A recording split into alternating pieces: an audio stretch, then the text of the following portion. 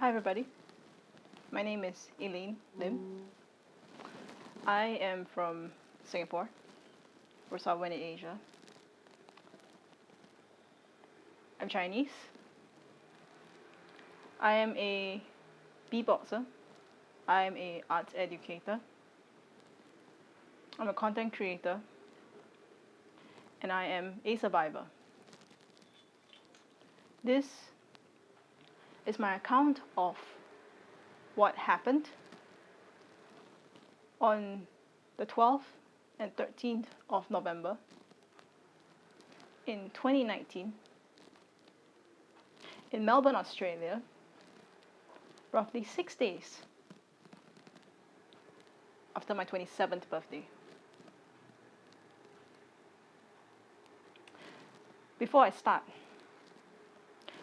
I'd like you to understand that the reason for me getting this video out is because of the following reasons. 1, I want the truth to be known, and I want whatever that was done to me to be known.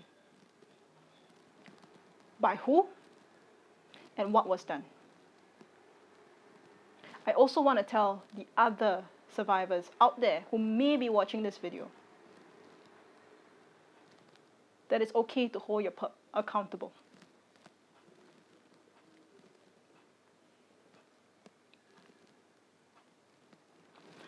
The pup in question and a formal police report was actually launched right after the incident. Immediately after the incident, I did a rape kit. I made a police report.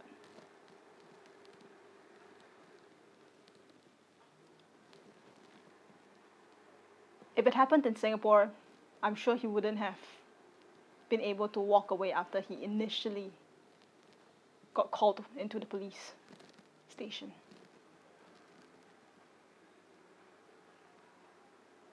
The pup in question, his name is Richie Stephens from Westmoreland, Jamaica. You know him as Richie Stephens. Maybe the idol that you guys look up to, or your ambassador.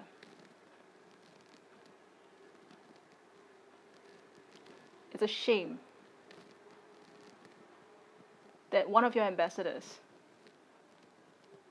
that was supposed to spread Jamaican culture during the tour that I was on has committed such a heinous act and have shown no regrets. I'm saying this story not just for myself, but the many, many survivors who've had to either stay silent about what happened to them, who never reported, or who still lives with their pup, or walk around. This is a man that preaches religion. Seems like a decent man. A man that both me and the artist on tour that I was on tour with trusted.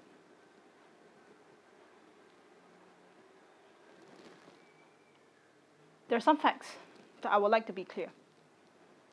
First of all, no consent was given. I am speaking English right now. So if you want to talk about there's a language barrier, I'm sure no is a universal word. No was verbally spoken and blatantly ignored.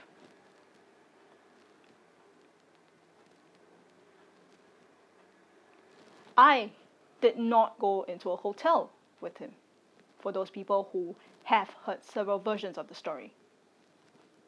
We were staying together in an Airbnb with different rooms. We had a common living space, but that was it. There are no relationships between me. In fact, I called him uncle Because the first time he came into Singapore, he tried to stick his tongue down my throat. And I came from a very sheltered place. In Singapore, we don't have a lot of crime of the extent that other people or other countries might face.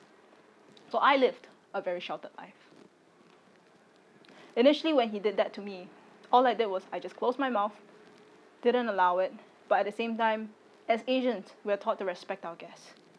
The only thing I asked my friend at that point in time was, is this a Jamaican culture? Is this a Jamaican way of greeting? And that's when she said, no. This is the behavior that he is doing when he's flying the flag of Jamaican up high.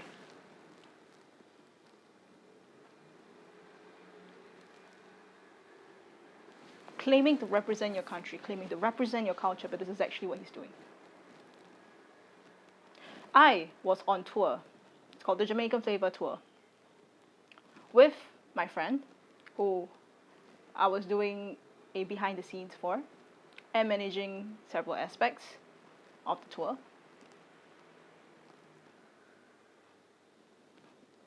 We made sure that the Singapore side was covered, some of the Malaysia side was covered.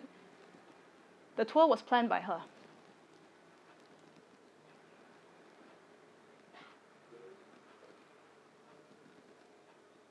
So, whatever rumor there was that said that we were Chinese girls who only wanted money, look me in the eye now and tell me that I'm lying. Tell me that we needed money. In fact, ask any survivor, do you think the money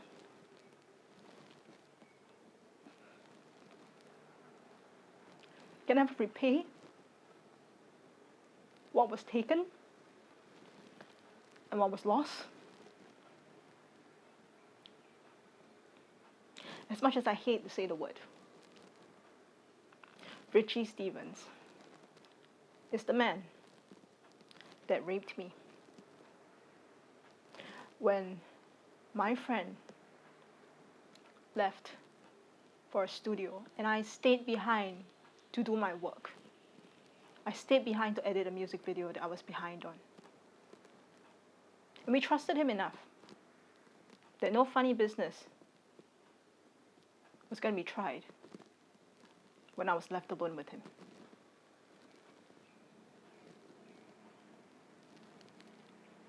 This is not the truth.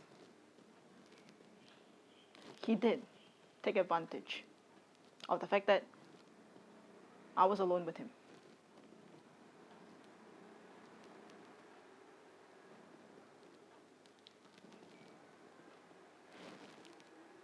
During which he was having phone calls. And he was talking about his mother. How she had a surgery. And he was worried for her. He got so visibly upset. He asked for a hug. I was like, okay, hug, fine. I agreed to a hug. But what I didn't agree after that was how he ignored my pleas to stop. When he went further. When he tried to lie on my tummy. When he tried to hold me down. When every single time I said, no, I'm not comfortable, stop. He said, just relax.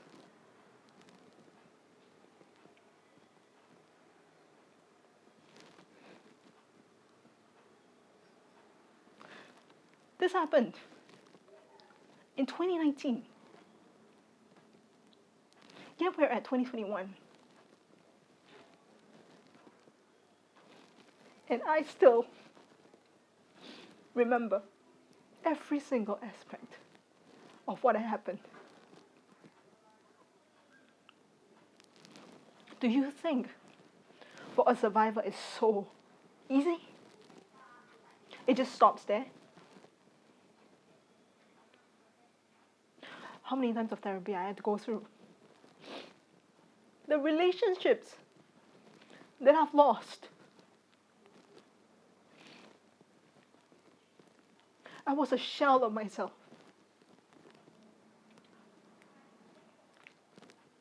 When I went to the counselor in Melbourne, her voice sounded so far away. I was disassociated.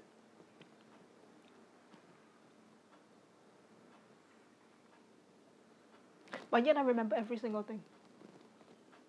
Can you imagine how that feels like? He did it not once. First he started to stuck his finger, during which I panicked. And I said, I need to go to the toilet. I need to go. What the hell is this?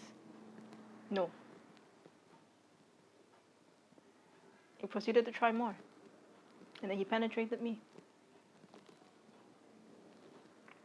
And it happened for 3 times. During which there was nothing I could do.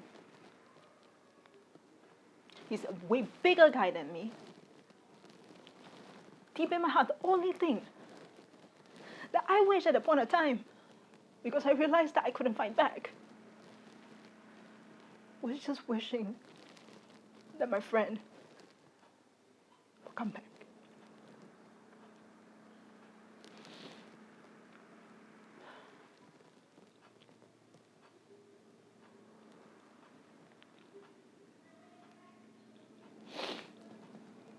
After I reported to the police, we left the apartment. I thought that this nightmare was just stopped there. It didn't, because the next thing he went to the media of Jamaica and said that the allegations were not true. But let me remind you this.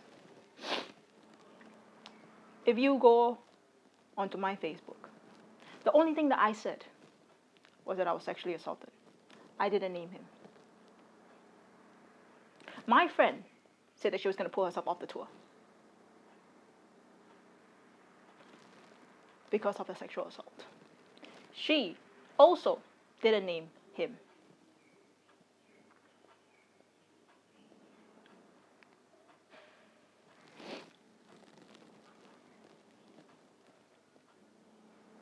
Yet, on the Jamaican media, if you search, Jamaican artist rape Australia, right there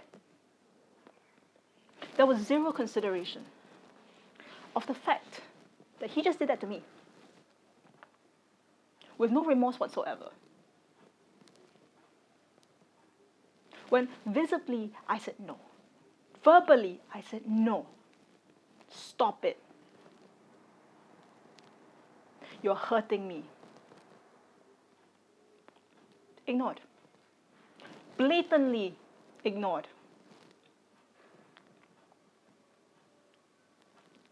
Yet he can pretend like everything was okay when my friend came back. I was shell-shocked, sitting at the computer. I didn't know what to say. I didn't know what to do. Before that, he has tried to kiss me, as mentioned. During the Indonesia leg of the trip, he did also attempt, and I pushed him away. I said no. During then, he respected my boundaries. But this one, zero respect for boundaries. Blatant ignoring. Oh no. No is a freaking universal word. 2 letters. No. I think that's pretty clear.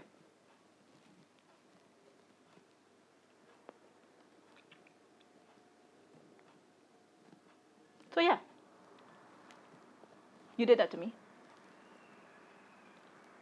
It has changed entirely my life because I lost not just a part of myself, I lost myself. I didn't know who I was anymore. You don't feel like there's an identity of anymore? You're caught in that constant trauma. You're caught in that constant reminder. Yet, here you are, saving your skin on the media, saying that the allegations are not true. What allegations? We didn't call you. You called yourself out.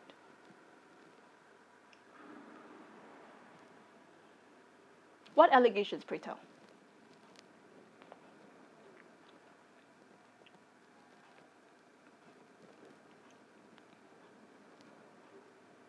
If you have heart, then you should be upfront, admit your mistake, and tell people what you've done. Not hide behind like a coward. Not run to the media immediately and spread false news. Journalists,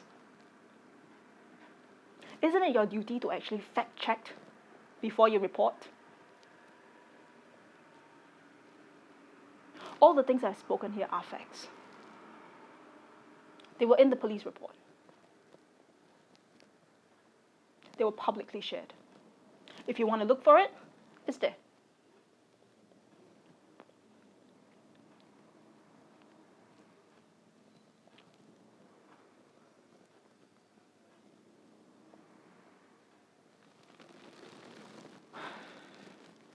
There's always this saying that I keep hearing. Oh, he has a family, so he can't be a perp. And this is precisely why there's so many of such cases.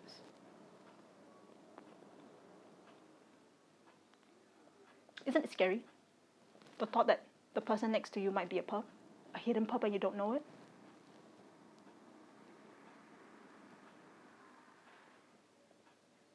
I don't trust justice by criminal law, because in Australia, it is innocent until proven guilty. In Singapore, however, it is guilty until proven innocent. I don't know how it is in Jamaica. But I want to get this story out there. Get my story out there. How it has affected me. How it has made me to not even recognize myself. For 1.5 years, I was living in a dream where I don't exist. Where everything was reactionary. Where I couldn't eat. I couldn't sleep. I didn't want to shower. People couldn't touch me. I had to watch cartoons. I could only watch cartoons because the rest of things was so triggering.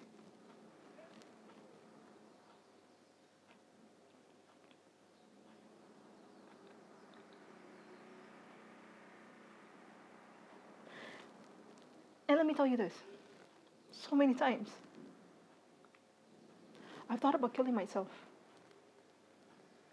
because I didn't know how it was going to work. I prayed for justice. I was a believer in justice. I believed in the police. But then I learned that the laws are here to protect the perps. Still, the power is with the people. It's up to every single individual to decide what is right.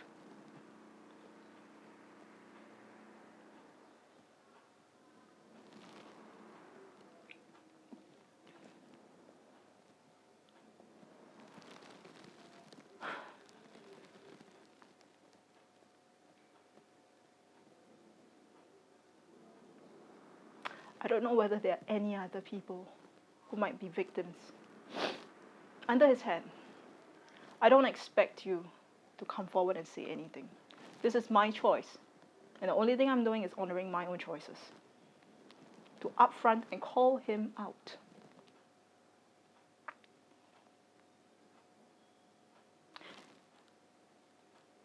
If you want to hear snippets of what exactly happened, you can find it in verse 2 of Not All That Glitters Is Gold.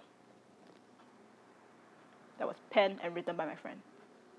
That is now an anthem for survivors.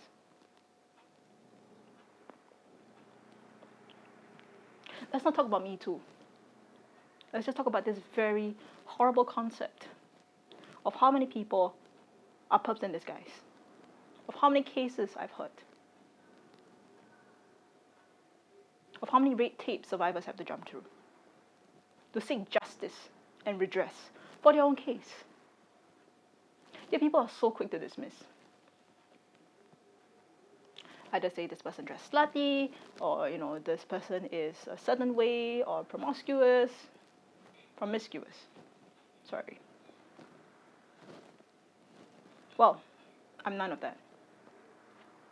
I'm a straight individual with a 14 years stable relationship with my partner who has supported me throughout this whole thing. That this person, Richie Stephens, has blatantly ignored. This effect of what he has done does not just stop at me. You've created a wave of impact. You've hurt me, but then you've hurt my mother, who blames herself for letting me even go to Australia. You've hurt my partner,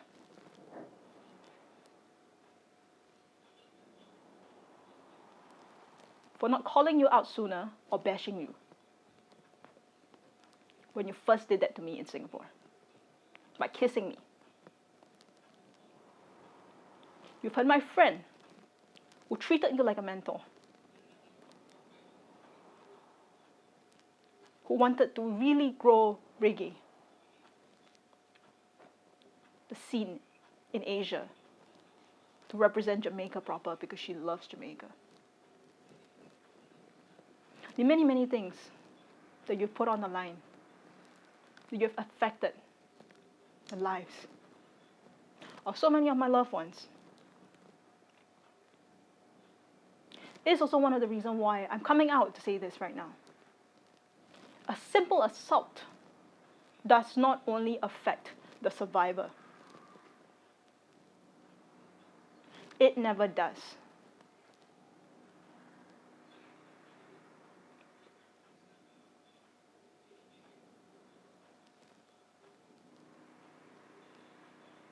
I'm not asking you to hold signs or picket rails. I simply want the truth to be known. I simply want my side of the story to be heard.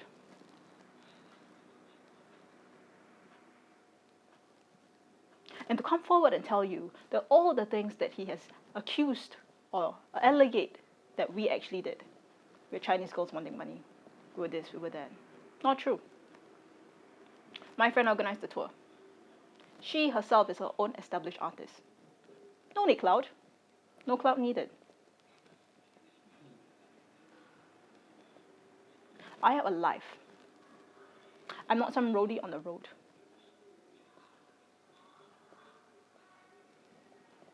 Not only was I documenting, I was also helping with the administrative stuff. I was very much a part of my friend's team. We trusted you. I drew my boundary with you by calling you uncle. Because clearly, uncle means, yes, I acknowledge you're there, but you cannot touch me. I do not love you.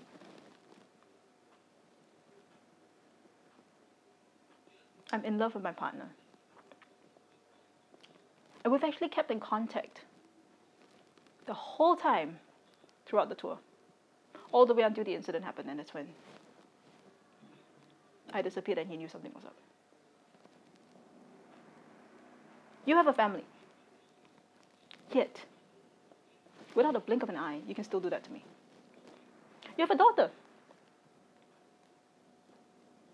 So who says just because you're a family man means you're a saint?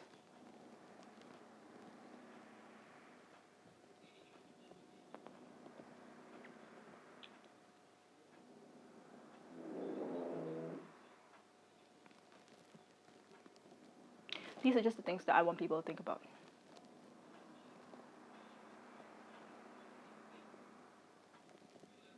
Again, these are all facts. Then you can look up. And I'm addressing just the other concerns that I've heard. The truth will be known. And in one way or another, you can't run from the truth. Thank you, everybody.